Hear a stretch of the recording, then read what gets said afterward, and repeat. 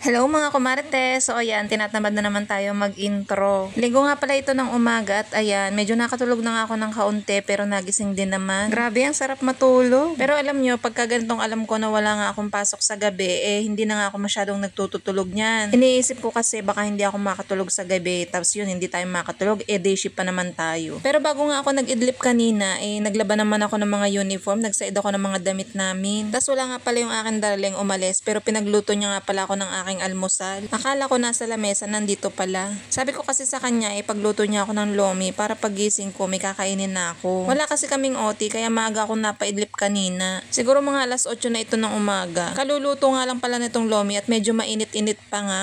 O diba, kita nyo naman tong itsurahin ko, talaga namang halatang bagong gising. Abay, talaga nga naman, naka-chopstick pa ang person. Mas madali kasi mga kumarites palamigyan ng noodles, lalo na kapag naka-chopstick, ganon. Kasi nagugutom na nga ako, kaya gusto ko na nga kainin. Ay naku, kung hihipan ko rin ng hihipan, ay naku, mamaya pa are.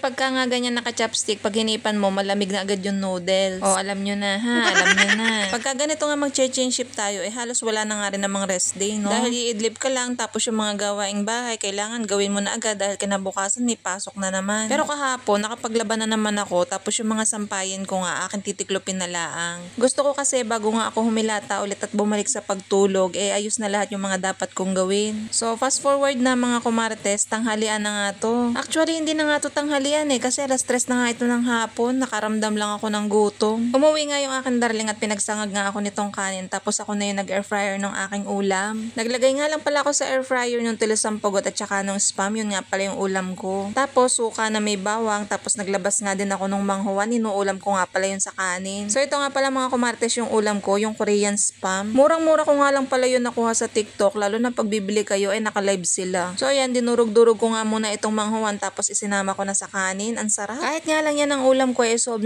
na talaga ang tanghalian natin. Ewan ko din ba, pag nasa bahay ako, gusto ko lagi nakataas yung paa ako pagka nakain. Tapos syempre, hindi mawawala itong ating gloaming shake. Ito nga pala yung iniinom ko na pan-detox, kaya alam nyo na, kahit hindi ako nag-e-exercise, nababawasan nga tayo. Ay ano pa, kung mag-e-exercise pa tayo, no, di mabilis nga tayo mababawasan ng timbang. At pagkatapos ko nga kumain, nilikom ko na nga yung aking mga sinampay at magtitiklop naman tayo nitong ating mga tuyong damit. Dapat matapos ko na nga itong tiklopin ngayon para wala na nga akong gagawin mamaya. Nako, pag working mom ka, kailangan talaga yung oras mo talagang atado. Hindi pwedeng magpatamad-tamad ka dahil naku, napaka-importante ng oras, napakabilis pa man din. Gusto ko lahat ng gawain ko matapos na para mamaya hihiga na lang ako. Makatulog man ako, mapaidlip man ako, tapos na yung gawain ko. So ayan, pagkatapos ko nga matanggal sa mga hangiran, tiniklop ko na nga rin itong aming mga damit. Ako nga lang pala yung tao dito sa bahay dahil yung anak ko nga nasa biyanan ko, ayaw pa nga umuwi. Tinatanong nga namin kung kailan siya uuwi, aba, may date na, 20 daw siya uuwi. Hinahayaan ko naman dahil bakasyon pa naman, dahil nga sa mga susunod na linggo naku, pasukan na naman. At dahil pasukan na naman, may ibubudol ako sa inyo at ibubukod ko nga yung video nun. So pagkatapos ko nga magtiklop, nagplansya naman ako ng mga damit. Yun nga, nilabhan ko kanina mga uniform, ito yun na, buti na lang. 5 pirasong uniform nga pala ang meron ako at yung isa nga hindi na nga kasya sa akin, kaya hindi ko na ginagamit. At pagkatapos ko naman magplansya, wala na tayong gagawin at talagang hihiga na nga lang tayo. Kaya yun, yung ibang mga video ko na-edit ko dahil wala na nga akong ginagawa. At dahil bukas maaga na naman tayong gigising dahil pang umaga na naman si kumarites nyo. So yun lang naman ang ganap natin ngayong linggo mga kumarites. Thank you for watching. Bye!